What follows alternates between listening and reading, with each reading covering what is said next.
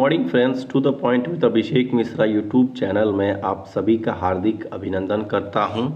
Without डिलेइंग्स जो ये इतिहास की 200 क्वेश्चंस की मैराथन सीरीज है उसका पार्ट 1 100 क्वेश्चंस आज मैं लेके अभी आया हूं। 100 क्वेश्चन जैसे ही टाइम मिलता है फिर मैं लेके आऊँगा। क्वेश्चंस आपको अच्छा लगेगा, बिल्कुल इस पर आप फोकस कीजिएगा। पहला ही क्वेश्चन है, बौद्ध संगीतियों के आयोजन स्थलों का सही कालानुक्रम क्या है? ठीक ना। तो इसका जो सही कालानुक्रम है वो RVPK, R से राजगीर, V से वैशाली, P से पाटलिपुत्र और K से कुंडलवन। इसका सही उत्तर D हो जाएगा। याद रखिएगा RVPK, ठीक ना। अब नीचे इसका व्याख्या दिया हुआ है, व्याख्या देख लेते हैं। यह किताब में तो होगा ही। प्रथम ये इसका जो वर्ष है 483, 383, 251 और ईसा की प्रथम शताब्दी में। जगह है RVPK, अध्यक्ष MSMV, महाकश्यप, साबाकमीर, मोगलीपुत्र तीस, वसुमित्र एवं अश्वघोष। और देखिए जो शासक हैं वो एके हैं, अजातशत्रु, कालाशोक, अशोक, कनिष्क, एके। नेक्स्ट क्वेश्चन, निम्नलिखित में से कौन से अशोक के द्विभाषी अभिलेख थे? ठीक ना। तो इसका सही उत्तर है शाह-ए-कुना, कंधार में जो स्थित है। अभी जो कंधार आपका अफगानिस्तान वाला क्षेत्र है। शाह-ए-कुना कंधार अभिलेख अरमाइक एवं ग्रीक द्विभाषी अभिलेख था, जबकि गुर्जरा और मास्की, ब्राह्मणी या बासी जिसको बोलते हैं, शाहबाजी, ये जो गुर्जरा और मास्की है ना वो ब्राह्मणी अभिलेख, मतलब ये आपका अभिलेख है। जो शाहबाजगढ़ी है एवं मानसेहरा है ये खरोष्ठी लिपि है और तक्षशिला एवं लगमान अरमाइक लिपि में लिखी गई है। एक सवाल में देखिए कितना ये पूरा आपका जो अभिलेख जो किस भाषा में है उसको कवर कर लिया। दिल्ली सल्तनत में लाख बख्श किसे कहा जाता है? ठीक ना। तो लाखों का दान करता था कुतुबुद्दीन ऐबक, इसीलिए उसको लाखा बख्श भी कहा जाता था। हाकिम द्वितीय भी कहा जाता था। अलाउद्दीन खिलजी जो है ये आपका बाजार नियंत्रण के लिए जाना जाता था, अलाई दरवाज़ा भी बनाया था। मोहम्मद बिन तुगलक जो कि ये पागल शासक के तौर पे भी इसे घोषित कर दिया गया था, ठीक ना। और सिकंदर लोदी जो कि 1504 में आगरा शहर का स्थापना किया था। व्याख्या देख लेते हैं। दिल्ली सल्तनत में गुलाम वंश का शासक कुतुबुद्दीन ऐबक, वही बात है, लाखों का दान करता था, इसीलिए लाखा बख्श।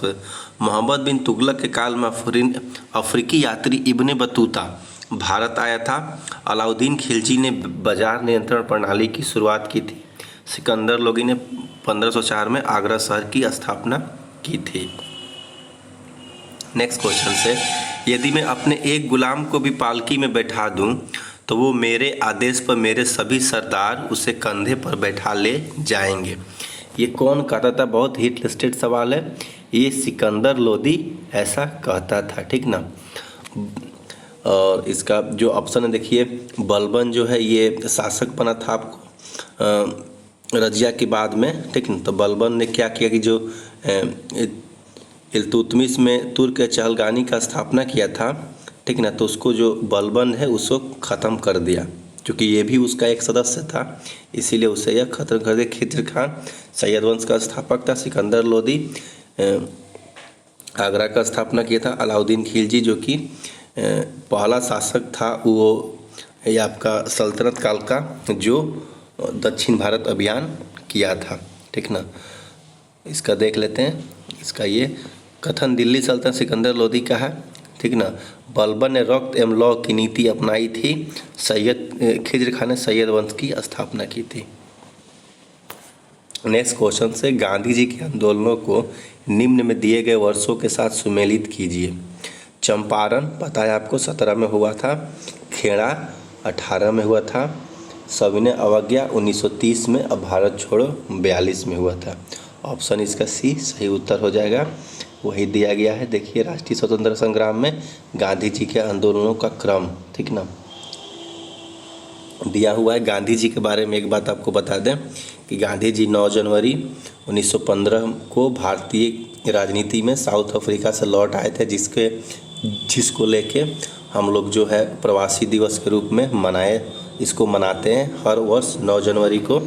और 15 से लेके 18 तक, ये 16 तक वो क्या कि वो घूम घूम के अंग्रेज़ों का सपोर्ट में वो लोगों को सेना में भर्ती होने के लिए प्रोत्साहित करते थे, जिसके लिए उन्हें सार्जेंट, अंग्रेज़ों का सार्जेंट कहा गया। ठीक ना। नेक्स्ट आगे बढ़ते हैं। भारत में मुस्लिम राज का संस्थापक किसे माना जाता है?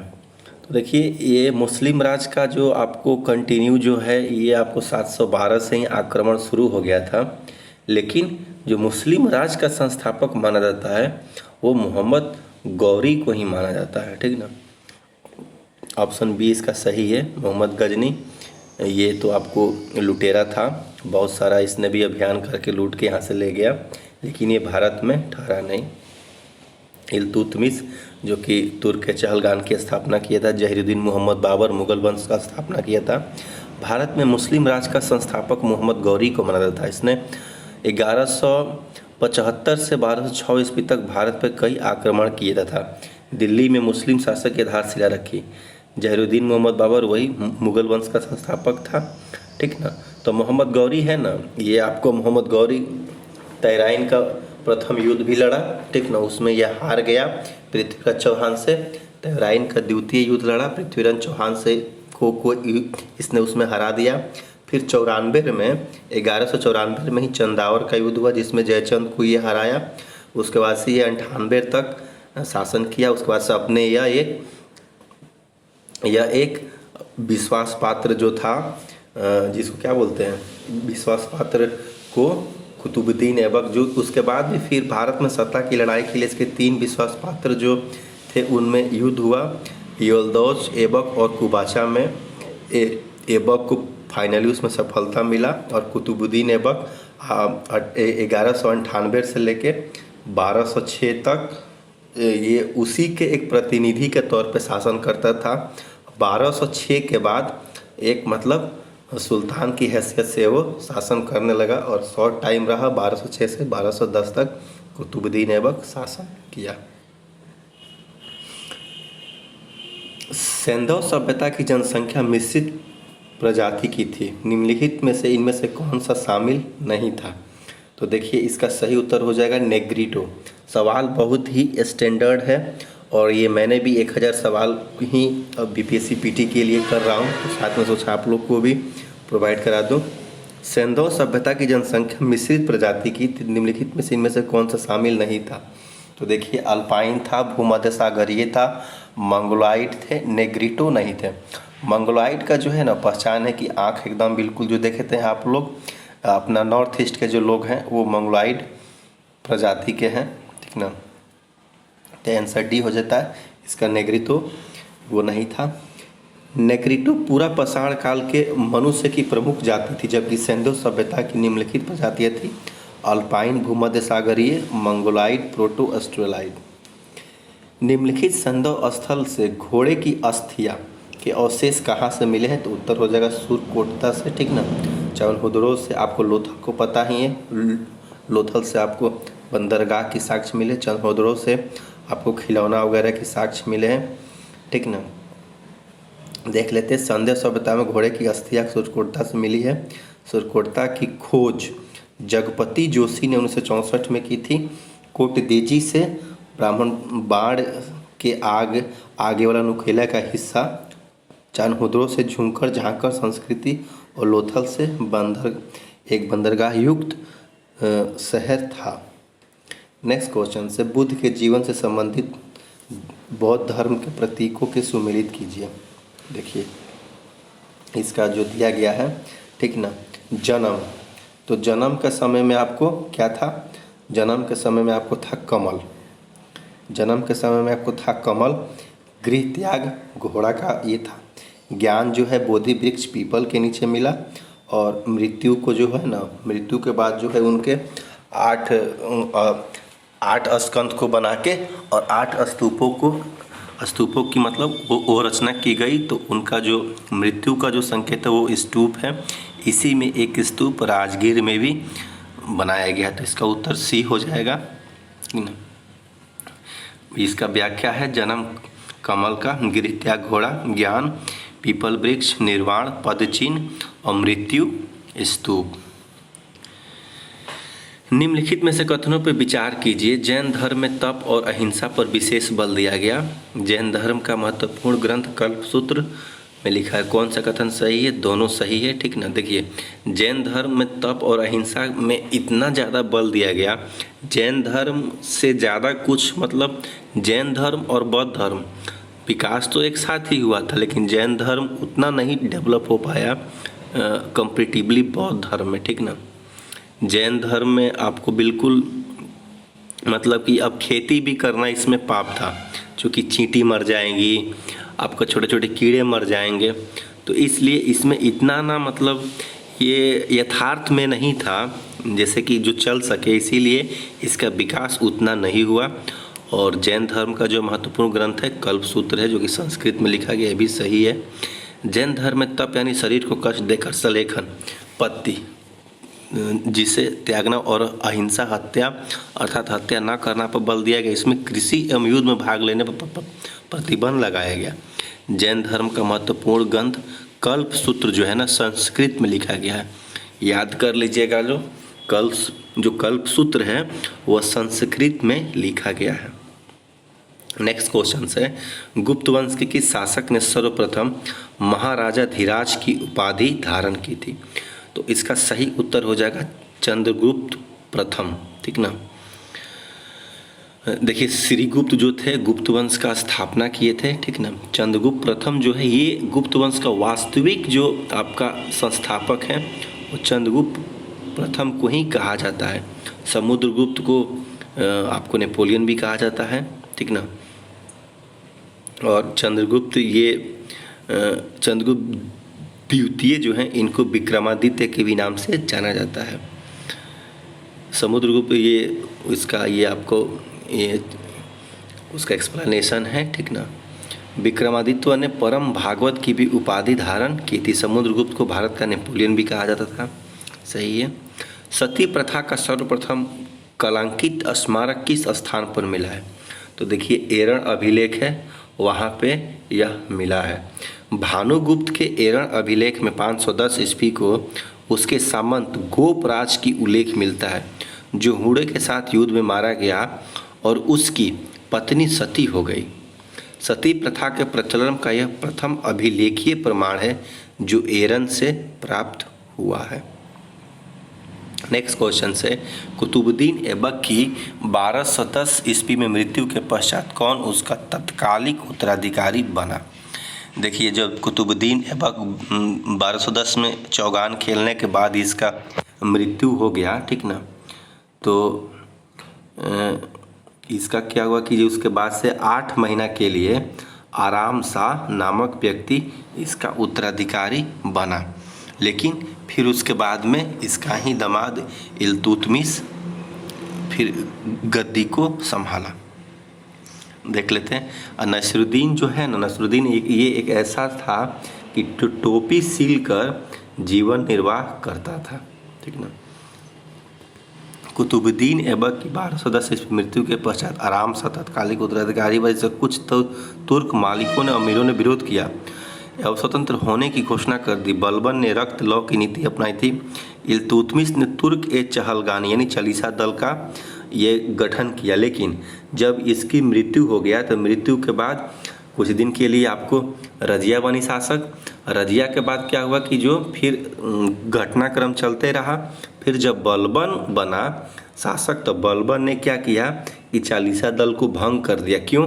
क्योंकि वो भी उसके समय में एक इसका सदस्य हुआ करता था, तो उसके साथ के सरदार उसको कोऑपरेट नहीं कर पाएंगे, इसलिए उसको वो भंग कर दिया। नेक्स्ट क्वेश्चन से, किसकी देखभाल का उत्तरदायित्व दीवान ए खालसा के पास था?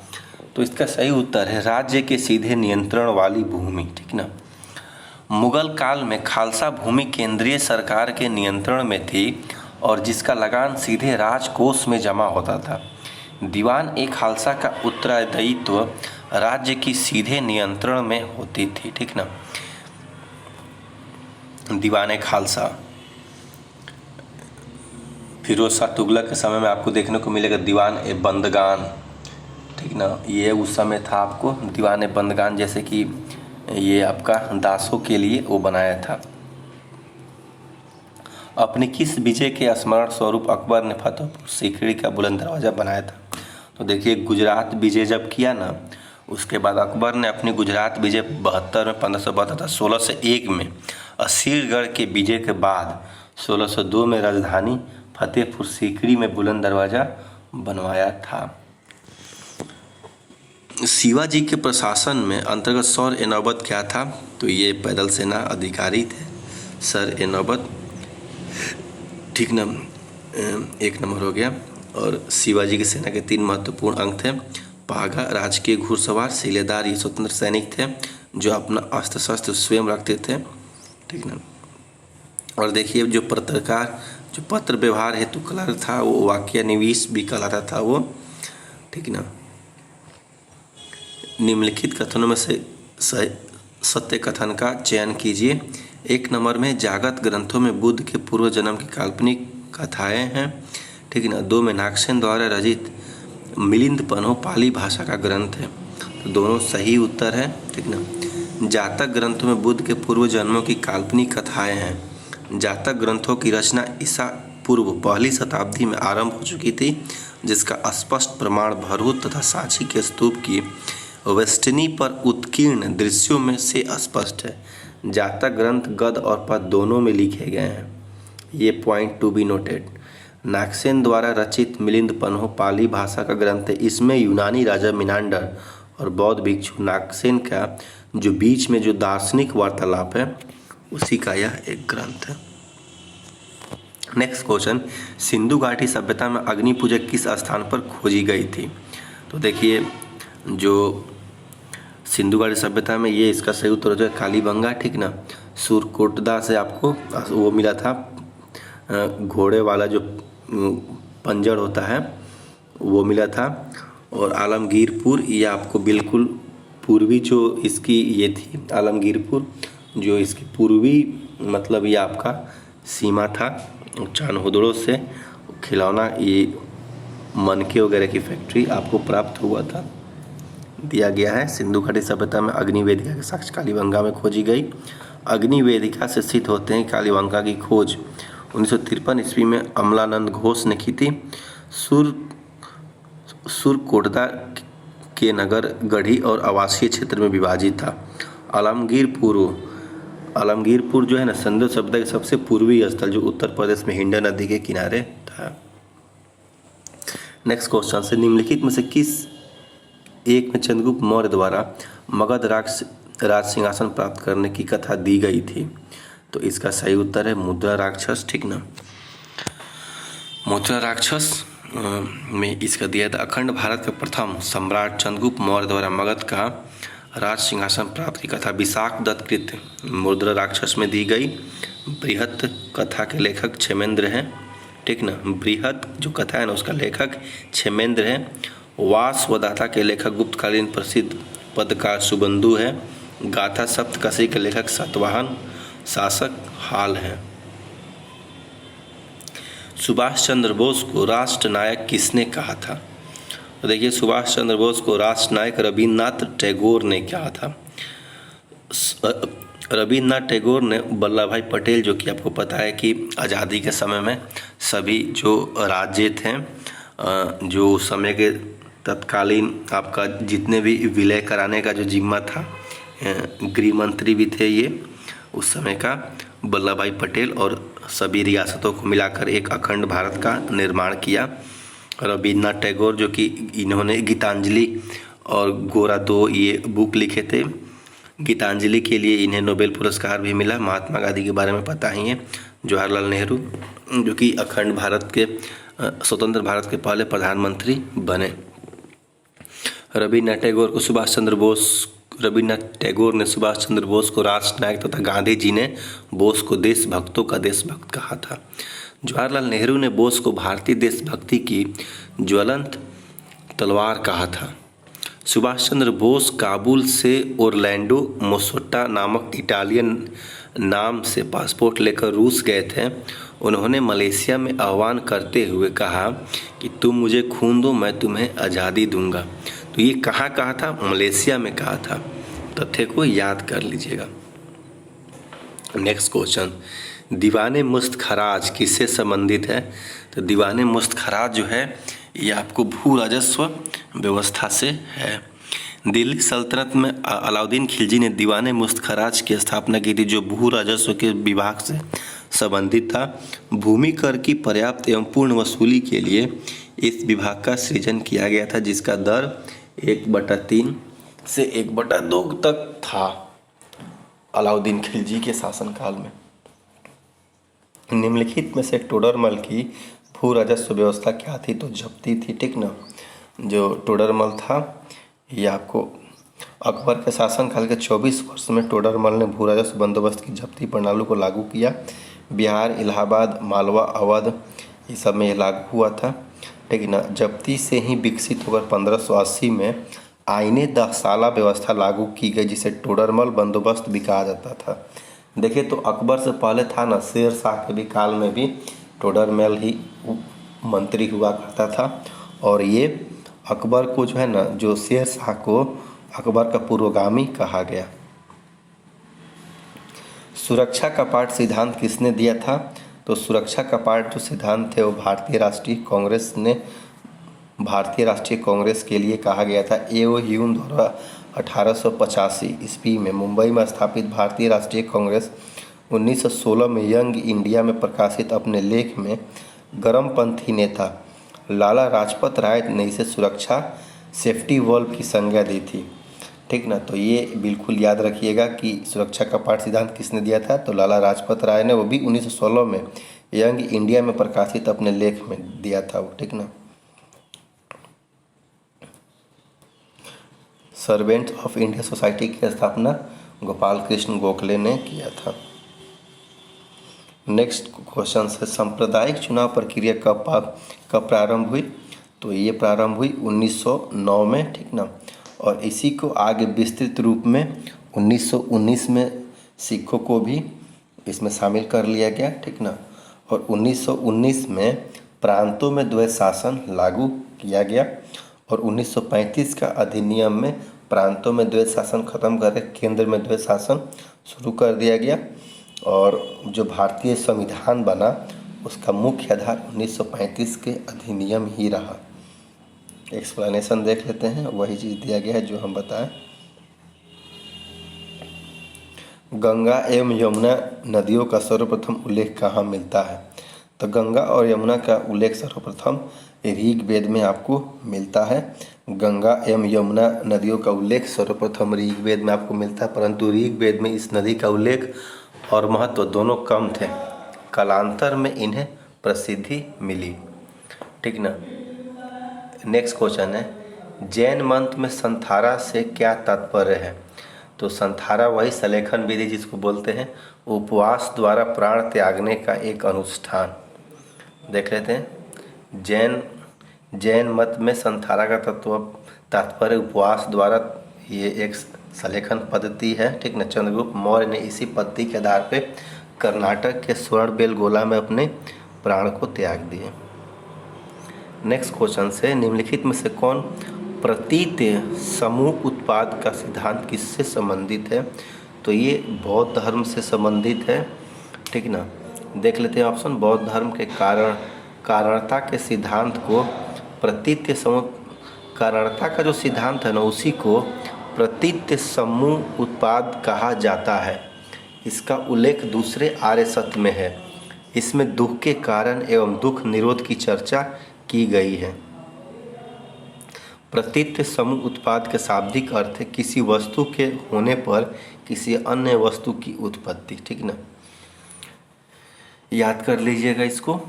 अशोक ने गया जिले के बराबर की पहाड़ियों पर किसके के लिए गुफाएं खुदवाई थी, ठीक ना।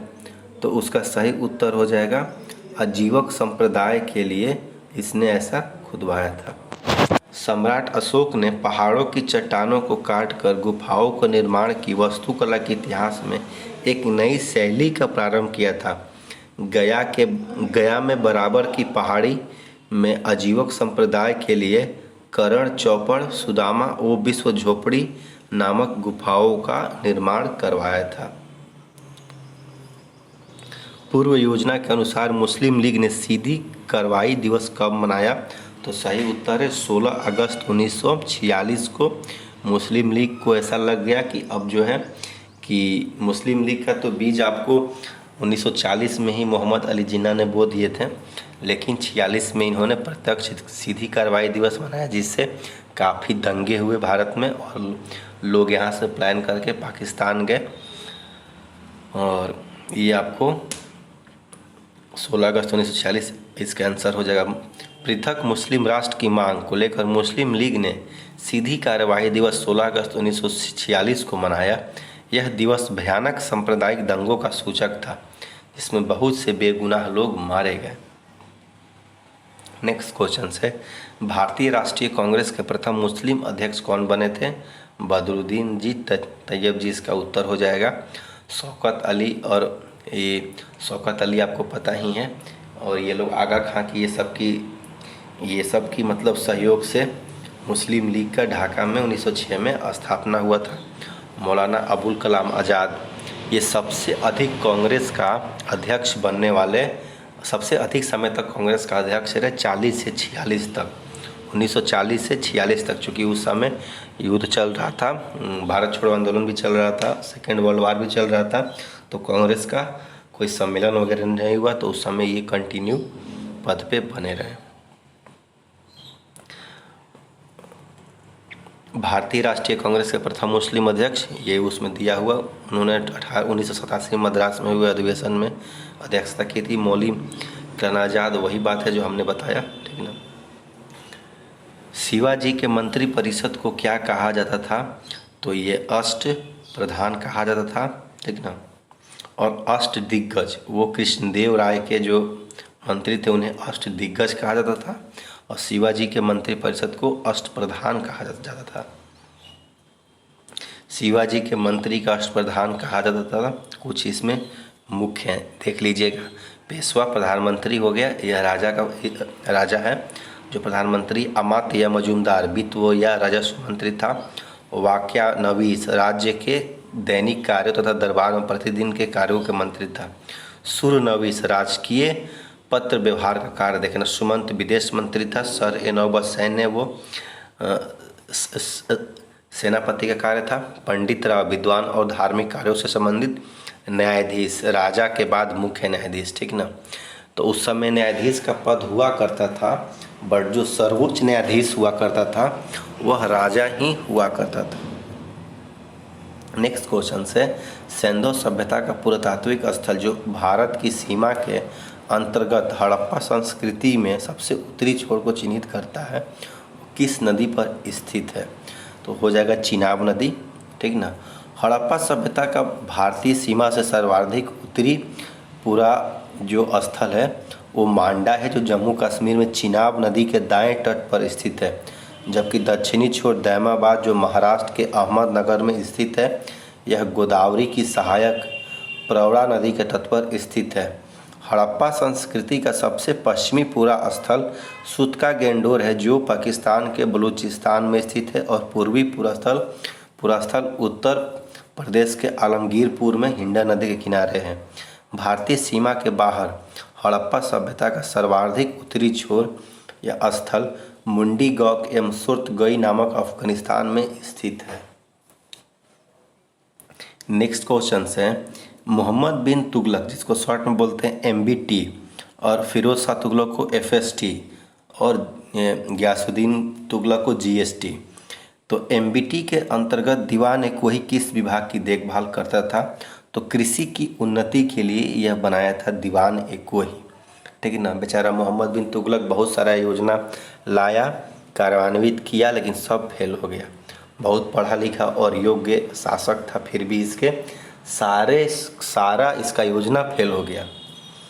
क्यों? क्योंकि वो व्यवहारिकता पे कम ध्यान दिया। इसीलिए जीवन में व्यवहारिकता पे ध्यान ज़्यादा देना चाहिए। मोहम्मद बिन तुगलक का प्रशासन जन कल्याण के लिए सदैव तत्पर रहता था। उसने राज्य की ओर सीधी आर्थिक सहायता प्रदान करते हुए कृषि योग्य भूमि बढ़ाने के लिए कृषि विभाग का निर्माण किया, जिसे दीवान एक वही नाम था। नेक्स्ट क्वेश्चन से, गांधी जी द्वारा भारत में चलाया गया प्रथम वास्तविक किसान सत्याग्रह कौन सा था? तो इसका सही उत्तर हो जाएगा खेड़ा किसान सत्याग्रह, इसका सही उत्तर हो जाएगा, ठीक ना। प्रथम वास्तविक किसान सत्याग्रह, चूँकि चंपारण तो 17 में था, ठीक ना, तो इसमें चंपारण में कोई सत्याग्रह वगैरह कुछ बहुत ज़्यादा नहीं हुआ था। बस गांधी जी गए, जाके वहाँ पे लोगों का समस्या को सुने और बात को अंग्रेज़ों के सामने रखें। अंग्रेज़ उस बात को पहले तो नकारे, लेकिन बाद में फिर उसको माने और 25% लोगों का मान था, 35% तक वो 35 से 25% तक लोगों का लगान वापस करा दिए थे। बारदोली सत्याग्रह 1928 में हुआ था, ठीक ना। खेड़ा 18 में, चंपारण 17 में। खेड़ा किसान सत्याग्रह गुजरात में कुनबी पाटीदार किसानों ने लगान की वसूली का विरोध किया था। वल्लभ भाई पटेल इंदू याली किसानों को लगान देने का नारा दिया, ठीक ना। और 22 मार्च 1918 को गांधी जी ने आकर बागडोर संभाली थी। हार्डिमन ने इसे गांधी द्वारा से चलाया गया पहला वास्तविक सत्याग्रह माना। और देखिए बारदोली के किसान सत्याग्रह में ही यही बारदोली की महिलाओं ने ही वल्लभ भाई पटेल को सरदार की उपाधि दी थी। नेक्स्ट क्वेश्चन है कि फरवरी 1905 में इंडियन होम रूल सोसाइटी की स्थापना किसने की थी? तो ये इसका सही उत्तर हो जाएगा आपको श्याम जी कृष्ण वर्मा 1905 में। ये आपको लंदन में इसका स्थापना किए थे, ठीक ना। स्वशासन की प्राप्ति के लिए यह बनाया गया था। श्याम जी कृष्ण वर्मा 1897 में लंदन में बस गए थे। उनके पास भारतीय क्रांतिकारियों का एक समूह था, जिसमें बी डी सावरकर, लाला हृदयलाल, मदन लाल ढींगरा प्रमुख थे, ठीक ना। मतलब ये एक नाम का था बस इसमें, लेकिन जितने भी हमारे देश के क्रांतिकारी लोग थे उनको जाके वहाँ पे शिक्षा देते थे। वहाँ पे एनी बेसेंट जो कि कांग्रेस की अध्यक्ष बनी थी 1917 में, ठीक ना। नेक्स्ट क्वेश्चन से, निम्नलिखित में से किस शासक ने आगरा नगर की स्थापना की?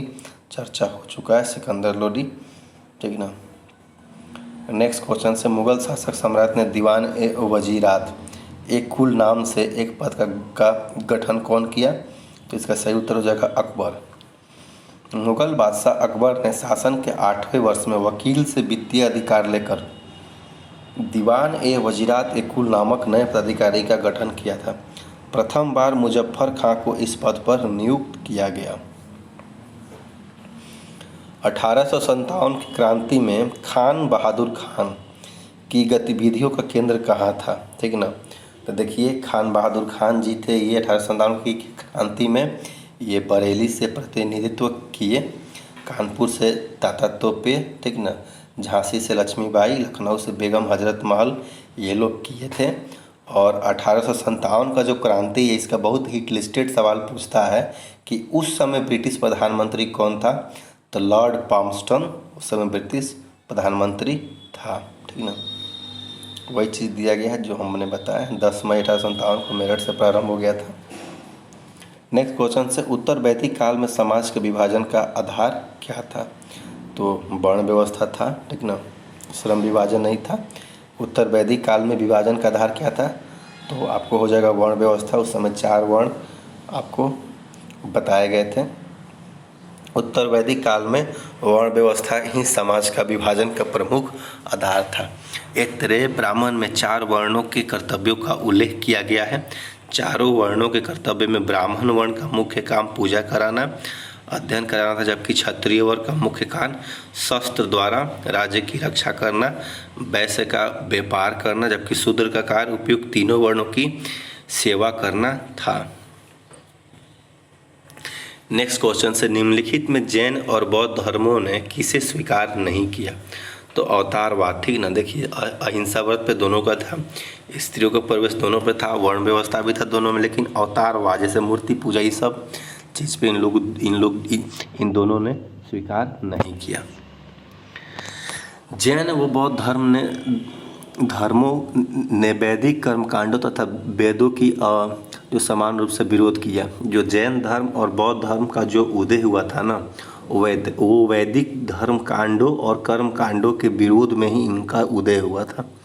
अहिंसा तथा कदाचार पर दोनों ने बल दिया। दोनों ने ही कर्मवाद, पुनर्जन्म तथा मोक्ष में विश्वास करते थे।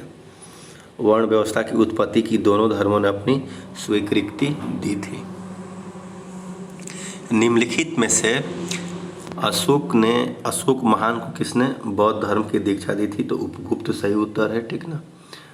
सिंहली अनुश्रुतियों दीपवंश एवं महावंश के अनुसार अशोक के उसके शासन के चौथे वर्ष में निग्रोध नामक बौद्ध भिक्षु ने बौद्ध मत में दीक्षित दिया। तत्पश्चात मोगली पुत्तिस के प्रभाव में वह पूर्ण रूप से बौद्ध बन गए, जबकि बौद्ध ग्रंथ दिव्य बदान अशोक को बौद्ध धर्म में दीक्षित करने का श्रेय उपगुप्त नामक बौद्ध भिक्षु को प्रदान करता है। सही उत्तर उपगुप्त ही इसका है।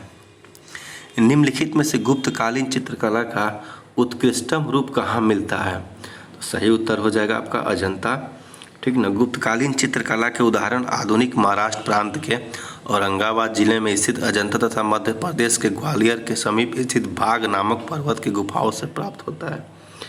इनमें भी अजंता की गुफाओं के चित्र समस्त विश्व में प्रसिद्ध है। अजंता की 16वीं, 17वीं, 19वीं गुफाओं का भित्ति चित्र गुप्तकालीन है।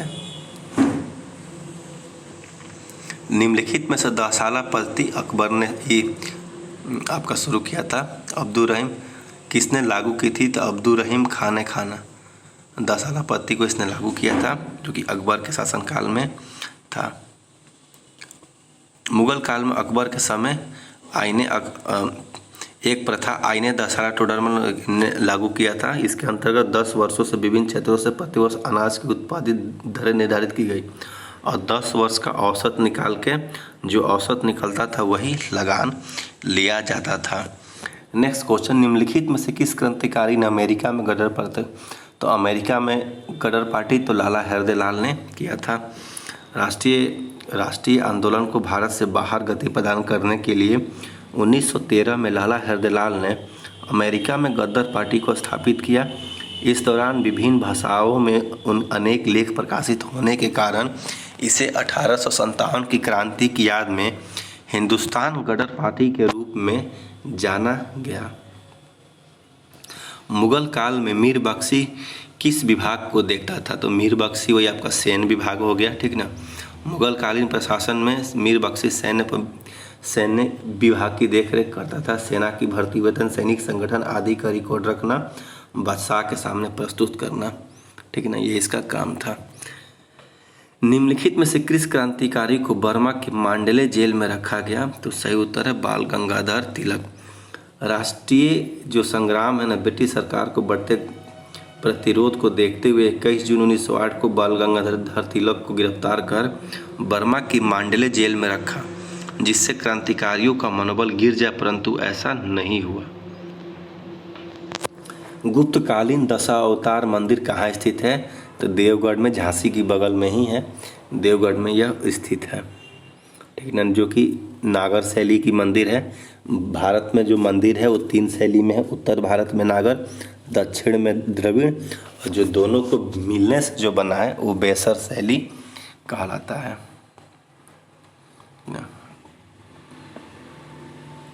नेक्स्ट क्वेश्चन से किस क्रांतिकारी की अध्यक्षता में 1920 में कांग्रेस का विदेश अधिवेशन हुआ जिसे असहयोग पारित किया गया? तो सही उत्तर है लाला लाजपत राय।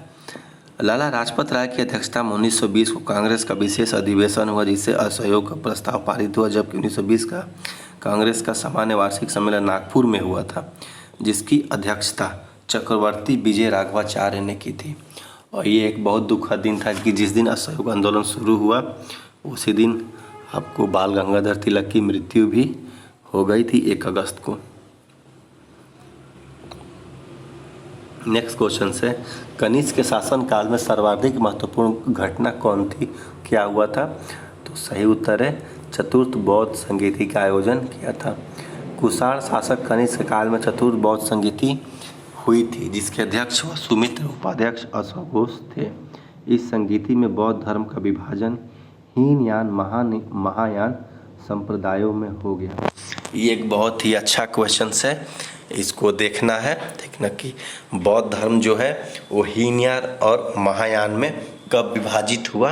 तो ये आपको इसका चौथे जो सम्मेलन हुआ था, जो आपको पहले बताए थे, RVP के 383 483 383, उसके बाद से जो क्रम में दिया गया था AK, ठीक ना, उसी में ये लास्ट में कुंडलवल में जहाँ पे हुआ था कश्मीर में, वहाँ पे हीनयान और महायान का संप्रदायों में विभाजित हो गया बौद्ध धर्म का।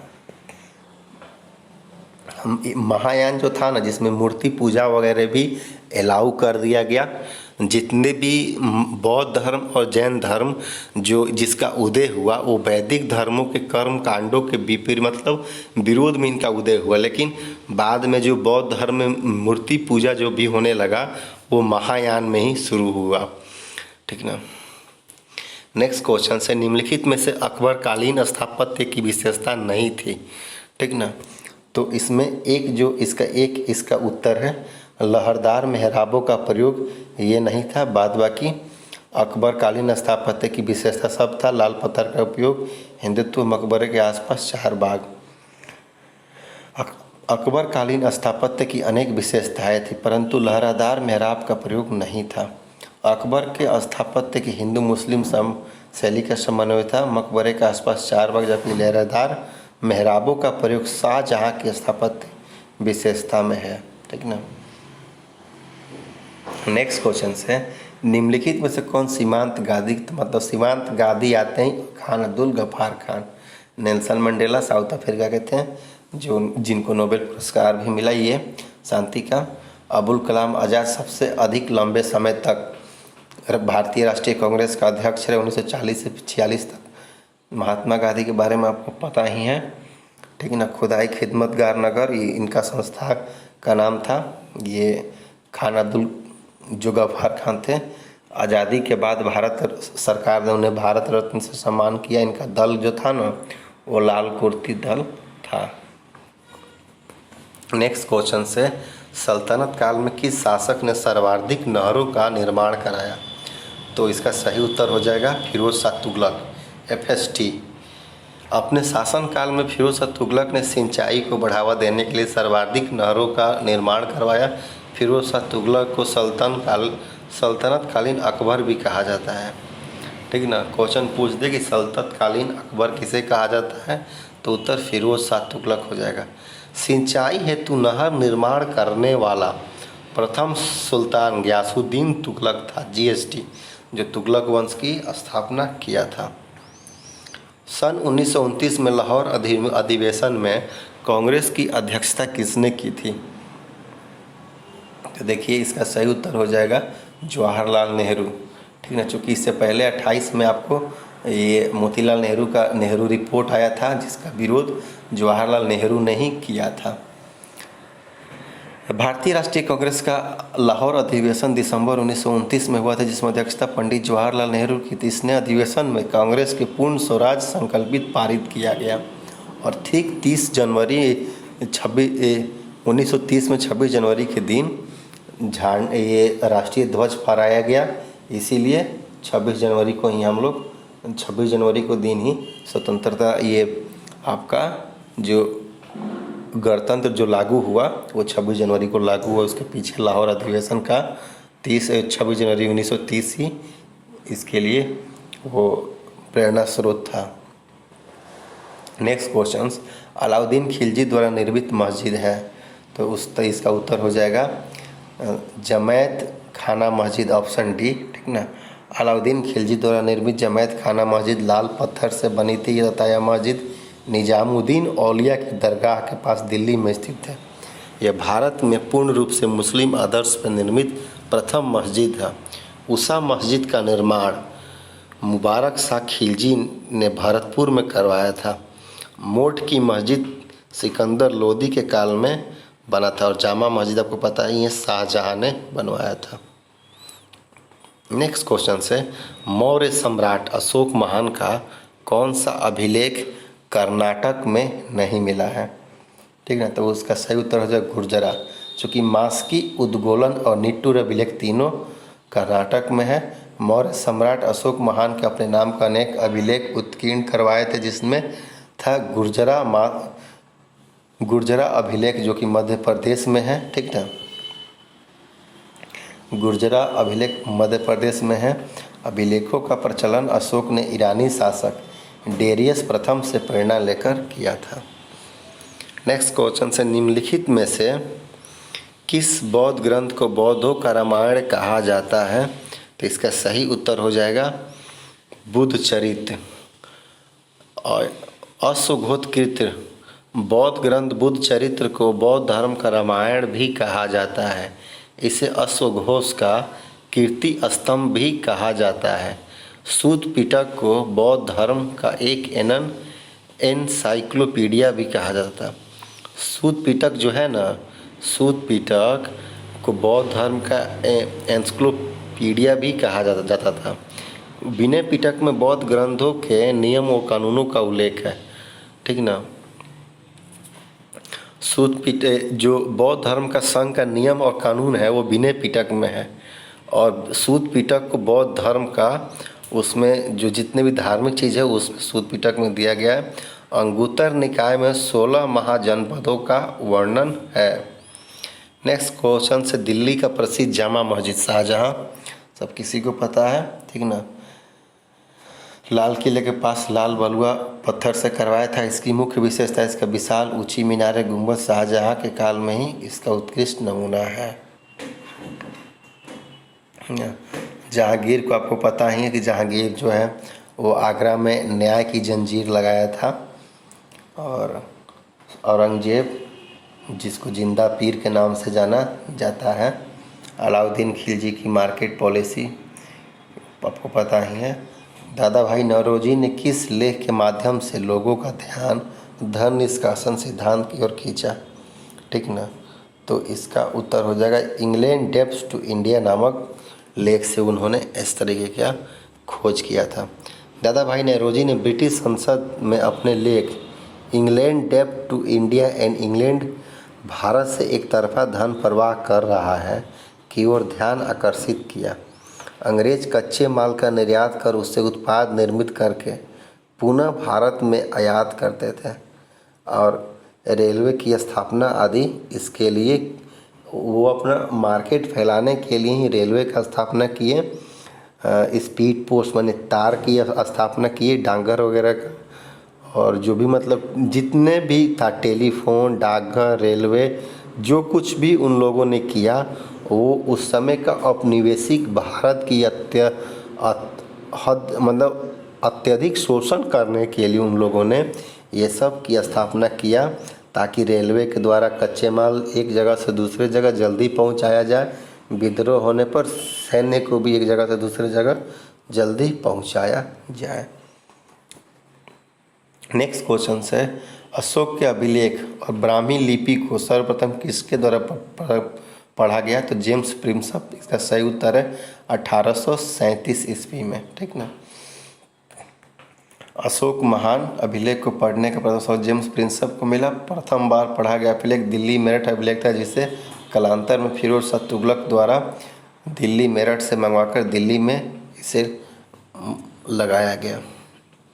नेक्स्ट क्वेश्चन है मकबरों का अष्टभुजाकार आकृति मध्यकालीन भारत के निम्नलिखित में से किस वंश की विशेषता थी?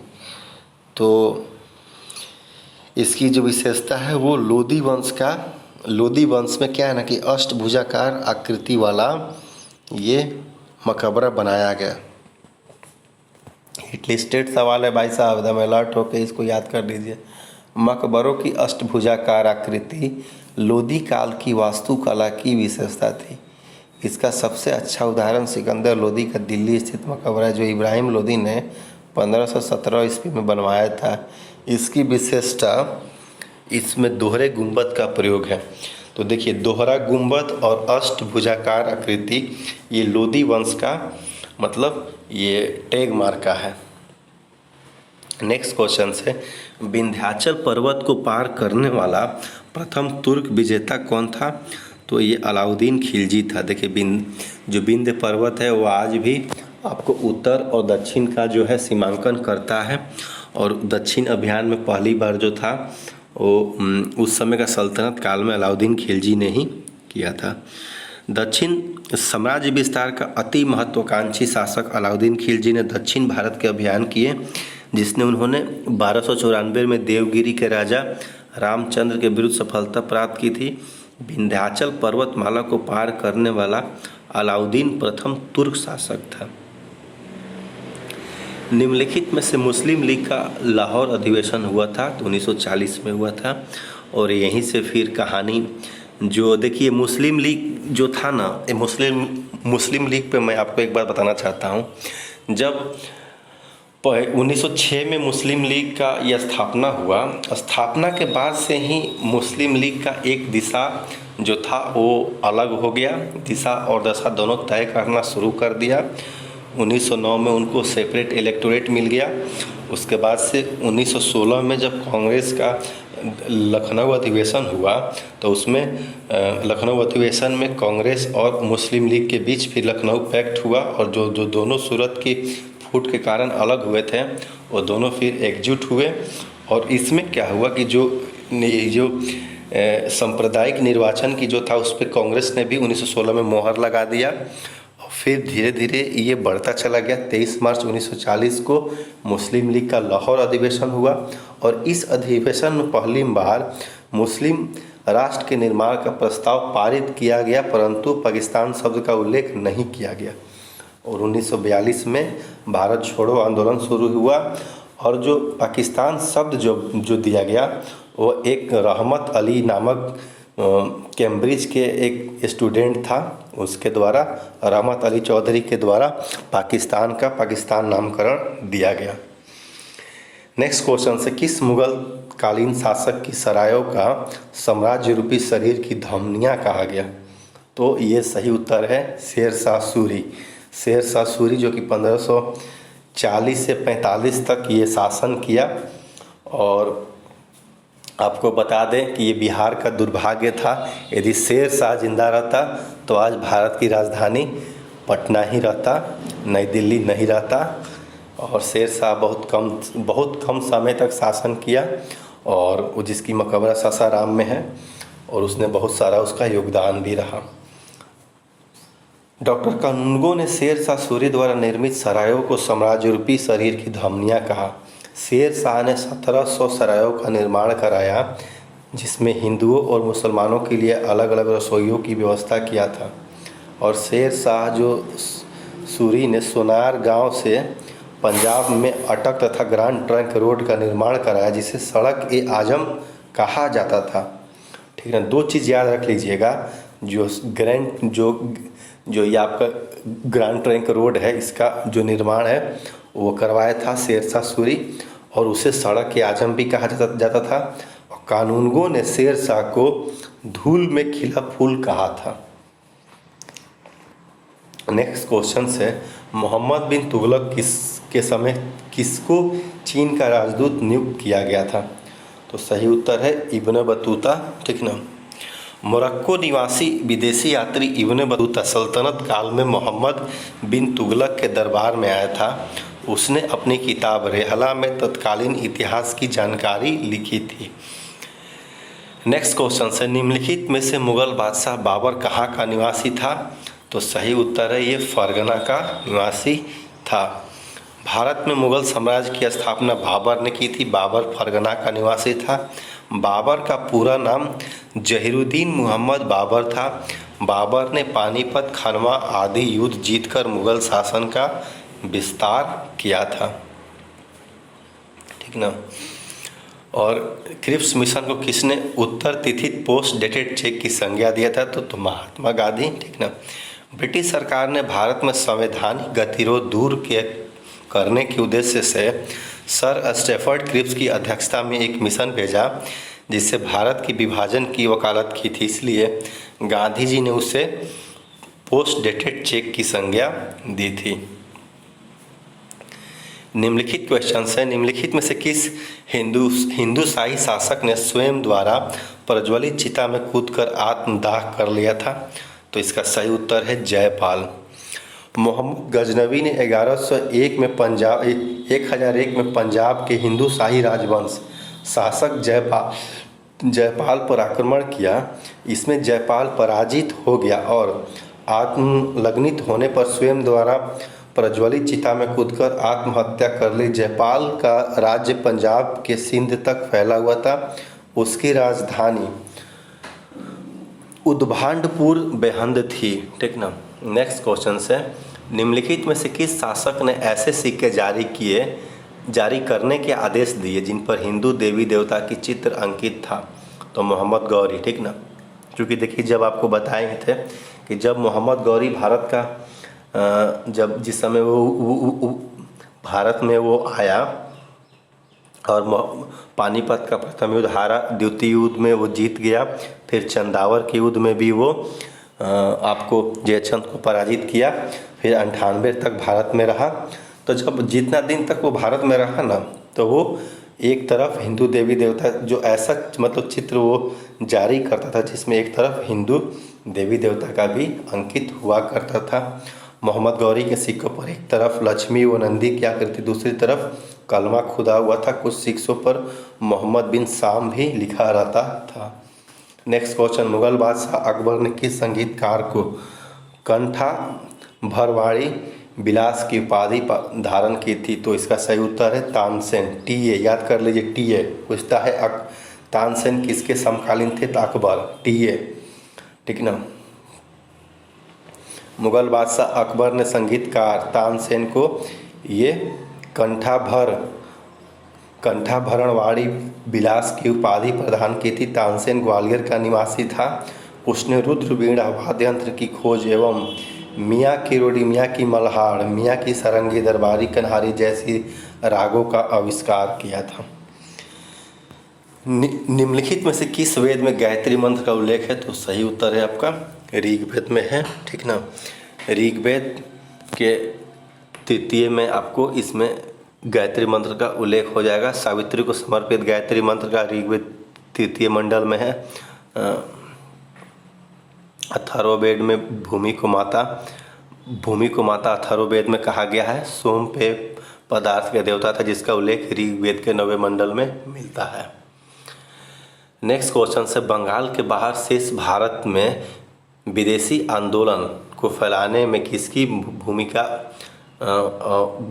रही? तो इसका सही उत्तर है बाल गंगाधर तिलक को। चूँकि बंगाल में ही सब ये आपका शुरुआत जो है ना भारत में अंग्रेजों के प्रति विद्रोह का, वो बंगाल से ही शुरू हुआ, लेकिन इसके बाहर फैलाने का काल बाल गंगाधर तिलक को जाता है। स्वदेशी आंदोलन आधिकारिक रूप से बंगाल का विभाजन 16 अक्टूबर 1905 को लागू हुआ। इसी दिन बंगाल में शोक दिवस के रूप में मनाया जाने लगा। रविन्द्रनाथ टैगोर के सुझाव पर विभाजक दिवस को राखी दिवस बांधकर मनाया गया। बंगाल के बाहर महाराष्ट्र व शेष भारत में स्वदेशी आंदोलन के प्रचार में बाल गंगाधर तिलक का महत्वपूर्ण योगदान रहा। महात्मा गांधी ने लिखा था कि भारत का वास्तविक जागरण बंगाल के विभाजन के उपरांत शुरू हुआ। नेक्स्ट क्वेश्चन से, गांधी जी ने किस आंदोलन के संदर्भ में कहा था कि अगर ये कार्यक्रम सफलतापूर्वक लागू हो जाए तो 1 वर्ष के भीतर स्वतंत्रता प्राप्त हो जाएगा? तो सही उत्तर हो जाएगा असहयोग आंदोलन। असहयोग आंदोलन प्रारंभ करने में गांधी जी ने लोगों को बताया था कि यदि यह सही पूर्वक इसका संचालन हुआ तो 1 वर्ष के भीतर स्वतंत्रता प्राप्त हो जाएगा, जिसको लेके बहुत सारे लोग स्टूडेंट अपना कॉलेज छोड़ दिया, बहुत सारे लोगों ने नौकरी छोड़ दिया। लेकिन जब चौरी चौरा कांड 5 फरवरी 1922 को चौरी चौरा कांड हुआ, गांधी जी ने इसको वापस ले लिया। तो इसके बाद से लोगों का मन टूट गया, दिल टूट गया। फिर गांधी जी का जितने भी कार्यक्रम हुआ देखिएगा 10 वर्ष के बाद ही हुआ। 20 के बाद 30 के बाद एकदम आपको दिखेगा 42 में। इसलिए कि लोग फिर जुड़ना जो है गांधी जी से धीरे धीरे चौरी चौरा कांड के बाद कुछ लोगों का मन टूटा और कम हुआ। उसी के बाद वामपंथ का विकास शुरू हुआ। ठीक ना।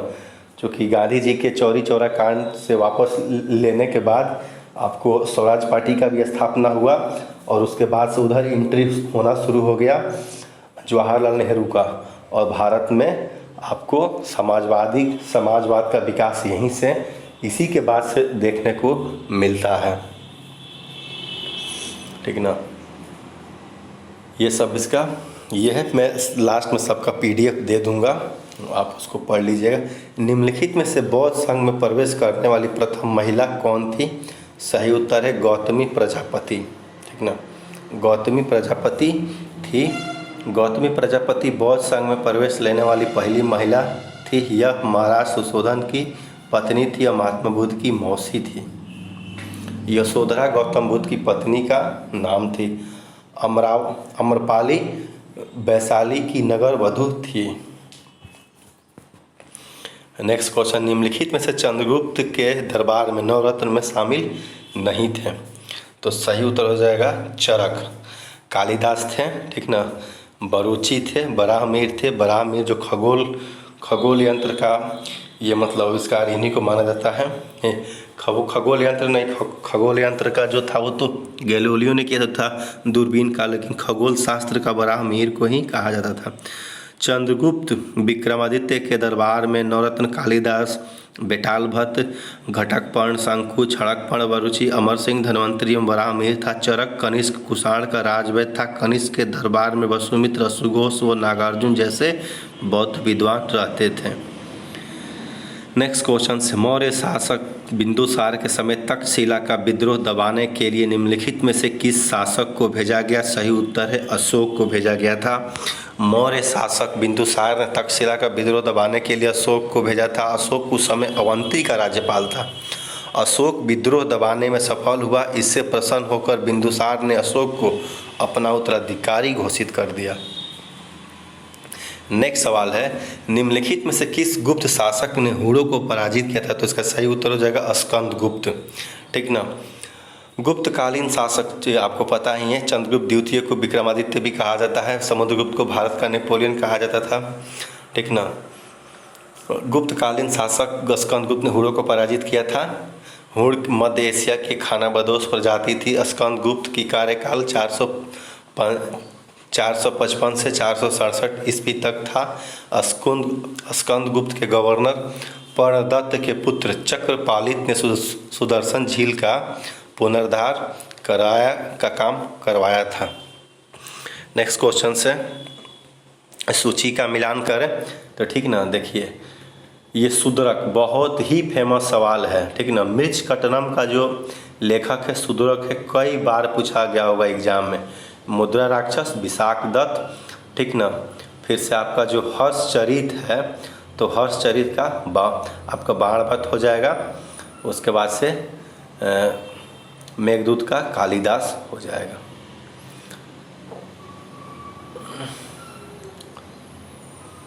नेक्स्ट क्वेश्चन से, निम्नलिखित में से चंद्रगुप्त द्वितीय ने अपनी बेटी प्रभावती का विवाह किस शासक से किया था? तो सही उत्तर हो जाएगा रुद्रसेन द्वितीय से, 1 नंबर ऑप्शन। गुप्त शासक चंद्रगुप्त द्वितीय ने अपनी बेटी प्रभावती का विवाह रुद्रसेन द्वितीय से किया था। गुप्त शासकों ने वाकटकों से वैवाहिक संबंध बनाकर शकों को भारत से भगाया था। वाकटक दक्षिण भारत का राजवंश था। बिना सहयोग के शकों को हराना आसान नहीं था। ये सुमेलित कीजिए। ठीक ना, देखिए अंकोर वाट का मंदिर आपको पता ही है, एकदम बहुत फेमस सवाल है, कंबोडिया में है। ठीक ना, बोरोबुदुर जो कि आपको 1 का 4 हो जाएगा। Angkor Wat Cambodia. My Son temple ये वियतनाम में है आपका। उसके बाद से बोरोबुदुर ये इंडोनेशिया में जावा में ये पड़ता है। फिर से आनंद मंदिर ये म्यांमार में स्थित है। चारों क्वेश्चन। माइसन टेम्पल एकदम याद कीजिएगा, ये बहुत ही फेमस है। माइसन टेम्पल वियतनाम में स्थित है। और देख लीजिए इसका ये अंकोर वाट मंदिर कंबोडिया के राजा सूर्यवर्मा द्वितीय, फेमस सवाल है, सूर्यवर्मा द्वितीय 1113 से 45 ने अंकोर वाट का विष्णु मंदिर बनवाया था। यह मेकांग नदी के किनारे 1125 ईस्वी में बना। इसमें चोल व खमेर वास्तुशैली का प्रयोग देखने को मिलता है। माइसन टेम्पल चंपा अन्नाम आधुनिक वियतनाम है। यहाँ पर भद्रवर्मा ने माइसन में एक शिव मंदिर का निर्माण करवाया था। यहाँ के मंदिरों में चालुक्यों की स्थापत्य निर्माण शैली का अनुसरण किया जाता था। चंपा से स्थायी विष्णु प्रतिमा प्राप्त हुई है। बोरोबुदुर बौद्ध मंदिर जावा इंडोनेशिया के बोरोबुदुर में सबसे विशाल बौद्ध मंदिर है। यह 8वीं सदी में जावा के शैलेंद्र शासक द्वारा बनाया गया था। इसकी खोज 1885 ईस्वी में सर टॉमस रैफलेन ने की थी। आनंद मंदिर जो कि बर्मा म्यांमार में पैगन में आनंद मंदिर बौद्ध मंदिर के भारतीय शिल्पकारों द्वारा निर्मित है। आनंद मंदिर का निर्माण 1105 ईस्वी में क्यान सिद्ध श्री युवा भुवनादित्य ने करवाया था। नेक्स्ट सवाल है, निम्नलिखित में से किसका निर्माण हुंग शाह ने करवाया था? हुसंग शाह ने करवाया था। तो ऑप्शन सी हो इसका बी उत्तर हो जाएगा, मांडू का किला। मांडू का किला इसका निर्माण हुसंग शाह ने करवाया था। इसकी गणना देश के सुंदर किलों में होती है। किले के चारों ओर बुर्जदार दीवारों का निर्माण हुआ था, जिसमें मेहराबदार प्रवेश द्वार है। किले के प्रवेश द्वारों में दिल्ली दरवाज़ा अधिक महत्वपूर्ण है। जहाज महल यह मांडू में स्थित है। इसका निर्माण मालवा के महमूद प्रथम ने करवाया था। अदीना मस्जिद, यह मस्जिद पाटन गुजरात में स्थित है। इसका निर्माण 1300 ईस्वी में हुआ था। इसके निर्माण में अनेक सुसज्जित खंभों का प्रयोग हुआ था। नेक्स्ट क्वेश्चन है, भारत में सर्वप्रथम दोहरे गुंबद का प्रयोग किस मकबरे में हुआ था? तो हुमायूं का मकबरा में दोहरे गुंबद का प्रयोग हुआ था। दोहरे गुंबद का प्रयोग भारत में सर्वप्रथम हुमायूं के मकबरे में हुआ था। इसका निर्माण 1565 ईस्वी में हुमायूं की विधवा बेगा बेगम हाजी बेगम ने शुरू करवाया था। मुगल काल में सर्वप्रथम चारबाग पद्धति का प्रयोग हुमायूं के मकबरे में किया गया। इसे ताजमहल का पूर्वगामी माना जाता है। नेक्स्ट सवाल है, निम्नलिखित में से किस शासक के समय ब्राह्मणों से भी जजिया कर वसूल किया गया? तो फिरोज शाह तुगलक सही उत्तर है। FST ने ब्राह्मणों पे भी जजिया कर लगाया था। फिरोज शाह तुगलक ने अपनी धार्मिक सहिष्णुता ब्राह्मणों के साथ विशेष प्रावधान नहीं के तहत ब्राह्मणों पर भी जजिया कर लगाया था, क्योंकि जब मुसलमानों से ज़कात धार्मिक कर वसूला जाता था तो ब्राह्मणों से क्यों नहीं। इस नीति का पालन करते हुए वो जजिया कर वसूला। निम्नलिखित में से कौन सा मुगल काल में पेटीकोट सरकार पर्दा सरकार का काल था? तो उत्तर हो जाएगा 1560 से 62। यह वह काल था जब अकबर नया नया शासन गद्दी पे बैठा था और उसकी ध्येय में महाम अनगा ही मुख्य रूप से शासन चलाती थी। इसीलिए ये पेटीकोट शासन इसे कहा जाता है। मुगल काल में पेटीकोट सरकार 1560 से 62 तक चली, क्योंकि अकबर छोटा था। बैरम खां के संरक्षण में मुगल शासन काल चल रहा था। इस समय अकबर की दाएं महाम अनगा और जीजी अनगा ने पर्दे के पीछे शासन की बागडोर संभाल रखी थी। इसलिए इस काल को पेटीकोट शासन पर्दा शासन भी कहते हैं। अशोक ने कलिंग में कथनों पर विचार कीजिए। अशोक ने कलिंग में मौर्य साम्राज्य में जोड़ लिया, ठीक ना। कलिंग दक्षिण भारत को आने से स्थलीय एवं समुद्री मार्गों को नियंत्रित करता था। देखिए इसका सही उत्तर है ए और बी दोनों सही है, लेकिन ए बी का वास्तविक स्पष्टीकरण नहीं है। दोनों अलग अलग कथन है, सही है। इसका ए जो है ना, बी जो है ए का स्पष्टीकरण नहीं है। कलिंग क्या है? कलिंग का मतलब आपको हो गया उड़ीसा। दक्षिण भारत को आने वाला स्थलीय समुद्री मार्ग नियंत्रित करता था, सही बात है, लेकिन उसका ये मतलब उसका व्याख्या नहीं है। अशोक के 13वें शिलालेख से पता चलता है कि अशोक ने अपने राज्याभिषेक 269 BC के 8वें और 261 में कलिंग पर युद्ध करके कलिंग को मौर्य साम्राज्य में मिला लिया। कलिंग वर्तमान उड़ीसा के आसपास वाला क्षेत्र दक्षिण भारत को स्थलीय व बाह्य आक्रमण से सुरक्षा प्रदान करता था। नेक्स्ट क्वेश्चन से, बंगाल विभाजन रद्द करने तथा दिल्ली को राजधानी स्थानांतरित करने का सिफारिश किसने की थी? बहुत ही हिट लिस्टेड सवाल। तो इसका सही उत्तर है अरुणडेल कमेटी ने इसकी आपको ये कहता है। हंटर कमेटी आपको पता ही है कि जालियांवाला बाग की जांच के लिए किया था साइमन कमीशन। ये साइमन कमीशन का जो था वो हर 10 वर्ष पे ये उसकी स्थापना होना था। हंटर कमीशन का जो सुझाव था उसके बाद वो 10 वर्ष पे साइमन कमीशन को भारत में आना था संवैधानिक सुधारों के इस पर विचार करने के लिए। मार्ले मिंटो 1909, बंगाल विभाजन रद्द करने तथा दिल्ली राजधानीकरण करने वाली सिफारिश अर्नडुल कमेटी की थी। यह दोनों कार्य दिल्ली दरबार 1911 के दौरान ही किए गए थे। नेक्स्ट क्वेश्चन, गजनी का वह शासक कौन था जो खलीफाओं में सुल्तान की उपाधि धारण कर सुल्तान कहलाने वाला प्रथम शासक बना? तो सही उत्तर है महमूद गजनवी। तारीख ए गुजीदा के अनुसार, याद रखिएगा, तारीख ए गुजीदा के अनुसार सिस्तान के राजा खलफ बिन अहमद को हराने के बाद महमूद गजनवी ने सुल्तान की उपाधि ग्रहण की थी। महमूद गजनवी इस्लामिक इतिहास में प्रथम मुस्लिम शासक था जिसने सुल्तान की उपाधि धारण की थी। आईने अकबरी का महान ऐतिहासिक कृति निम्नलिखित में किसके द्वारा लिखी गई?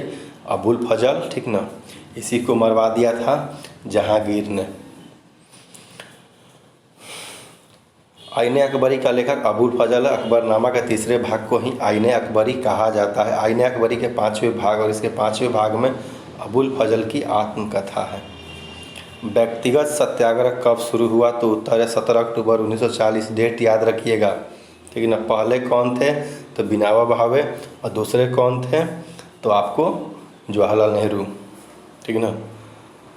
और इसको इसलिए चालू किया गया कि जब कांग्रेस ने देखा कि जब भी हम लोग सत्याग्रह करते हैं तो सभी को एक साथ अरेस्ट कर लिया जाता है, तो इसमें क्या किया गया, शांतिपूर्ण तरीके से एक एक को कहा गया कि एक एक करके आप शुरू कीजिए, किसी एक को नहीं तो वो अरेस्ट करेंगे, सभी को तो अरेस्ट करेंगे नहीं। तो व्यक्तिगत सत्याग्रह शुरू किया गया। इसके पीछे मुख्य कारण यह था कि भारत को द्वितीय विश्व युद्ध में बिना भारत से पूछे वो लोग मतलब भारत को भी शामिल कर लिया। और क्या था कि उसके बाद भारतीय की जो प्रांतीय जो कांग्रेस का सरकार था सब वो अपना त्यागपत्र दे दिया। उसके बाद से इसके विरोध में व्यक्तिगत सत्याग्रह शुरू किया गया। नेक्स्ट क्वेश्चन से मिलान करना है, ठीक ना, मिलान करना है। इसका आपका हो जाएगा दास प्रथा का अंत हो जाएगा। आपको एक का ए, बी का सी सब लाइन से ही है। दास प्रथा का अंत 1562 में अकबर है। तीर्थ कर का अंत 63 में। जजिया कर का अंत 64 में। दीन इलाही की शुरुआत 1582 में। और 1580 में वो आपको 10 साला पद्धति लागू किया था। ये सब अकबर का ही शासनकाल में हुआ था, ठीक ना, देख लीजिए। नेक्स्ट क्वेश्चन से सर टॉमस रॉ किस मुगल शासक के काल में ब्रिटेन के राजदूत के रूप में भारत आया था? उत्तर हो जाएगा Jahangir. Sir Thomas raw England के शासक जेम्स प्रथम का राजदूत था जो व्यापारिक सुविधा प्राप्त करने के लिए 1615 ईस्वी में भारत आया और जनवरी 1616 में अजमेर के किले में जहांगीर से मिला। जहांगीर ने उसे 400 का मनसब दिया था।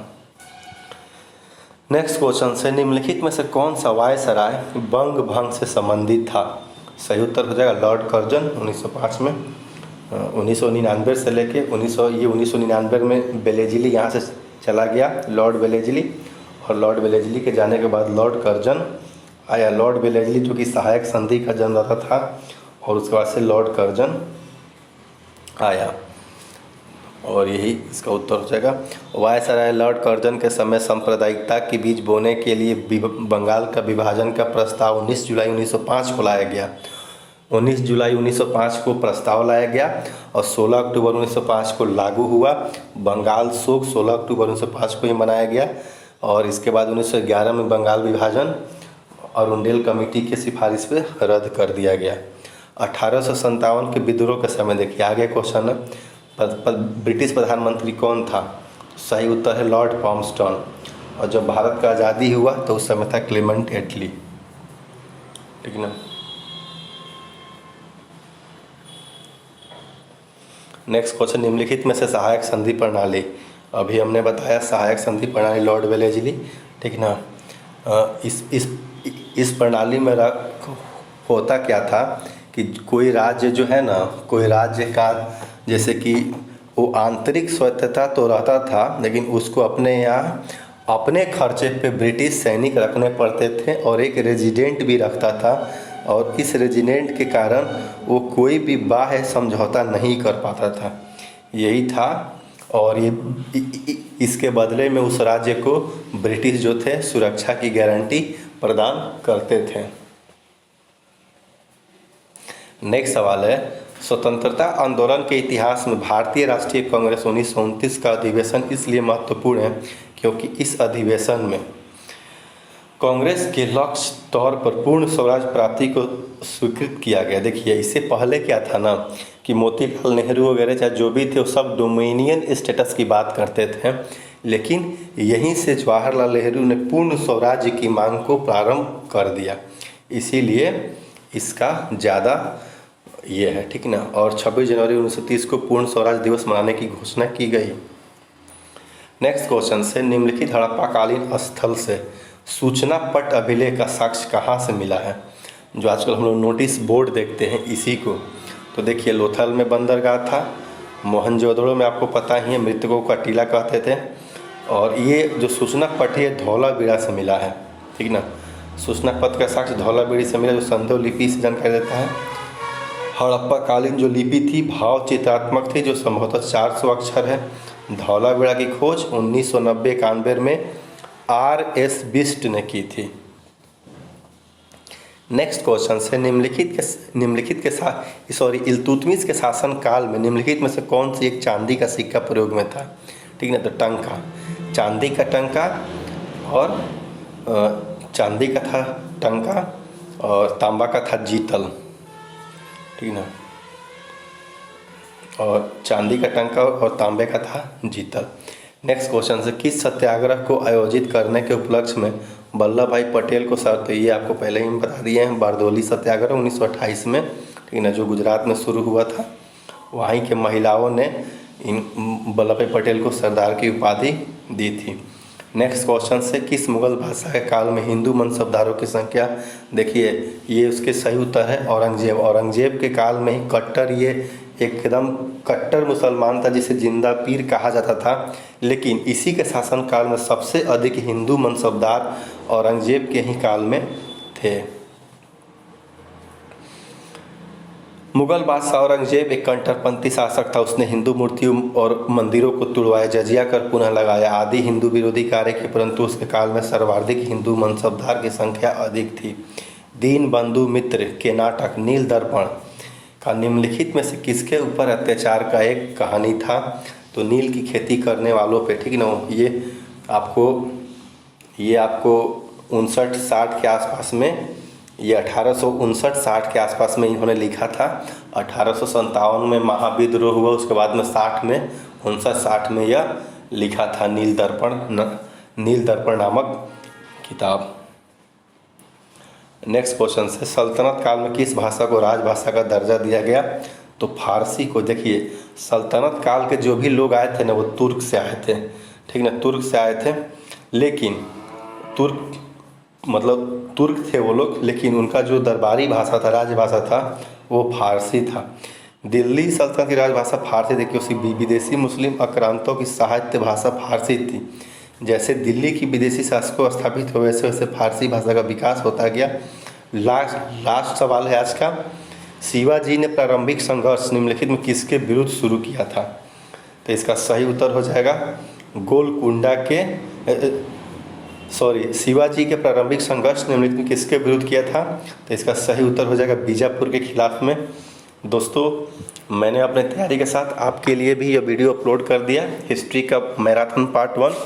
जैसे ही टाइम मिलता है, पुलिस विभाग में टाइम कम मिलेगा, इसका कोई ठीक नहीं रहता है, जैसे ही टाइम मिलेगा पार्ट 2 में इसका ले आऊँगा, और ऐसे कर के बहुत जल्द 1000 क्वेश्चंस मैं आपको उपलब्ध करवा दूंगा, और लास्ट में PDF भी दे देंगे आपके एग्ज़ाम के लिए। आप क्वेश्चंस को देख के आपको लगता भी होगा क्वेश्चन का स्टैंडर्ड क्या है।